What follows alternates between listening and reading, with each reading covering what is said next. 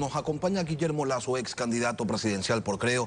Le damos los buenos días y antes de entrar al tema que nos atañe, quisiéramos conocer su criterio en relación a este cambio parcial de posición, de postura de Ecuador frente a Venezuela y también su criterio brevemente en relación a la elección de María Fernanda Espinosa. Con esto se cae el juicio político que impulsaba también Creo. Buen día.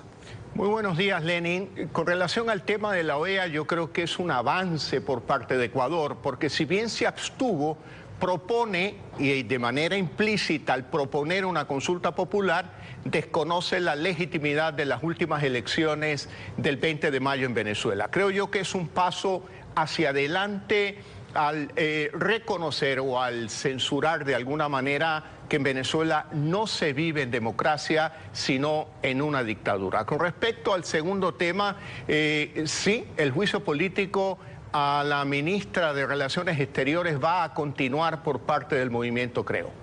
Si tuviéramos que mencionar las dos decisiones más importantes que ha tomado el gobierno de Lenín Moreno, tendríamos que señalar dos. La lucha contra la corrupción de la que se hizo gala durante el gobierno del ex líder de la organización política de Moreno y al giro de timón en el manejo de la política económica aquí en el país. Esto sin duda acogiendo el mandato popular que se expresó en segunda vuelta cuando en la práctica la mitad del país le dijo al candidato de Alianza País que buscaba justamente esos cambios y esos combates. En la última consulta popular, el ex candidato presidencial Guillermo Lasso respaldó el voto por el sí en 7 ocasiones a las 7 preguntas.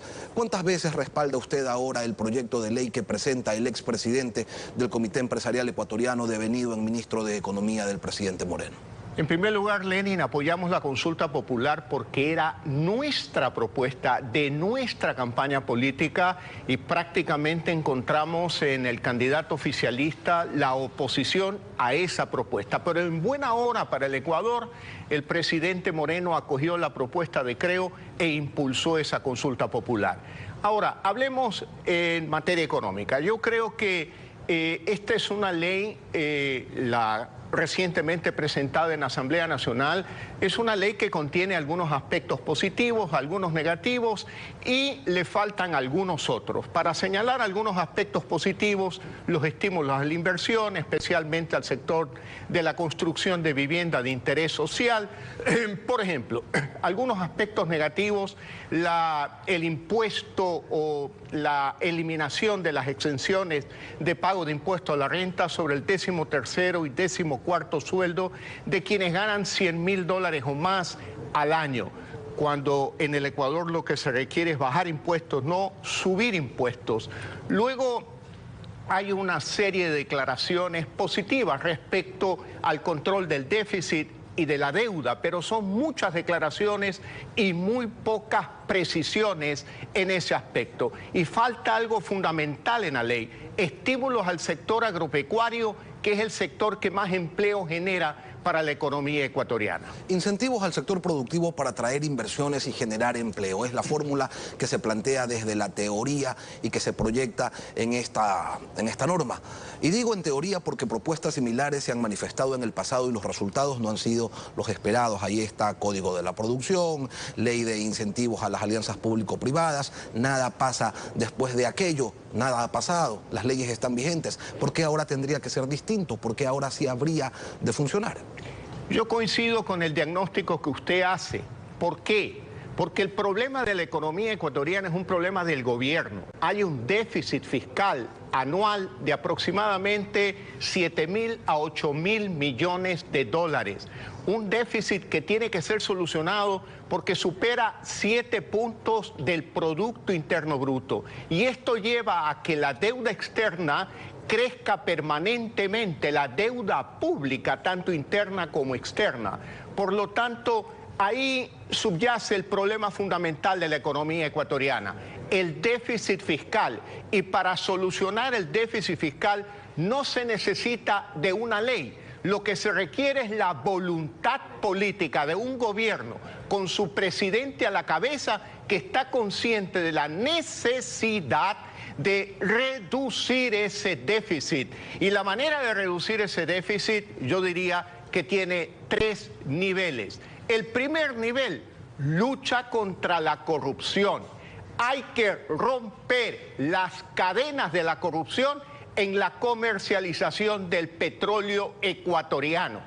El gobierno del Ecuador, y me permito sugerirle al presidente Moreno, que acuda a la OPEP, le pida una auditoría técnica con técnicos internacionales que vengan al Ecuador, que hagan una auditoría del proceso de comercialización del petróleo ecuatoriano y junto con Veeduría Ciudadana poder analizar cuál es la fórmula de cálculo para establecer el precio de venta de aquel petróleo prevendido, entre comillas, a los chinos. Es necesario romper las cadenas, presidente Moreno, rompa las cadenas de la corrupción en la comercialización del petróleo. Y usted va a encontrar ahí al menos $1.000 millones anuales que le pertenece al pueblo ecuatoriano y que hoy se lo llevan 4 vivos, presidente Moreno. Por lo tanto, ese es un primer nivel, lucha contra la corrupción. ¿El segundo? El segundo nivel, cortar las ineficiencias del Estado. Hay empresas que no tienen sentido que estén en manos del Estado. TAME, el Banco del Pacífico, muchas otras instituciones que lo único que hacen es encarecer el proceso productivo y restar competitividad al Ecuador. Y luego un gobierno con voluntad política reduce el gasto público, no crea un ministerio para reducir otros organismos del Estado. Por lo tanto, es necesario voluntad política para reducir el déficit fiscal. Hablemos de empleo, que los incentivos y las inversiones no están relacionadas directamente con la generación de empleo, de trabajo. Dijo ayer aquí en este espacio Jaime Nebot, yo lo quiero invitar a escuchar. ¿En qué términos lo señaló? Mire, nadie invierte teniendo como objetivo generar trabajo. En eso no hay que ser ingenuo. El inversionista invierte para ganar. El Estado debe preocuparse de que gane lo normal, que no abuse, que tribute, que genere productos de buena calidad. El empleo es una consecuencia. Los políticos ofrecen normalmente empleo, pero nunca dicen dónde trabajar. Aquí lo que llama la atención es que el gobierno ofreció 1 millón de empleos en campaña para alcanzar la propuesta que usted había realizado. ¿Es este proyecto presentado el camino para generar más trabajo en el país? El empleo no es la consecuencia de una sola decisión, de 2 o de 3. Hay que mejorar el entorno, el ecosistema económico del Ecuador, que promueva esa inversión local e internacional. ¿Cómo? Por ejemplo, esta ley, que yo reconozco que tiene algunos aspectos positivos, es una ley parche. De alguna manera han tomado como base la ley anterior de Alianza País, dominada por el correísmo, por ese pensamiento de un control del Estado sobre la actividad privada, y le han pegado algunos aspectos positivos. Pero deja por fuera otros elementos que son fundamentales.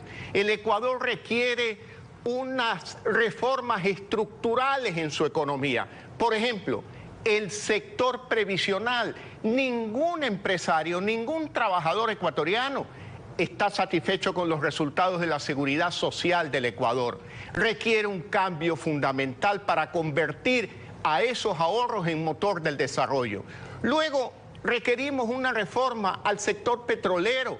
El Ecuador tiene recursos petroleros, pero si usted lo quiere explotar para tener más dinero, para pagar la deuda pública, para reducir el déficit, necesita un cambio de regulación de todo el sector petrolero, igual que el sector eléctrico, el sector de las telecomunicaciones. Entonces, no es una sola ley la que va a generar empleo, es todo un conjunto que construye un ecosistema, un sistema económico, un entorno económico, político, legal, que dé seguridad. Yo felicito la decisión del Consejo de Participación Ciudadana de haber dado de baja al Consejo de la Judicatura.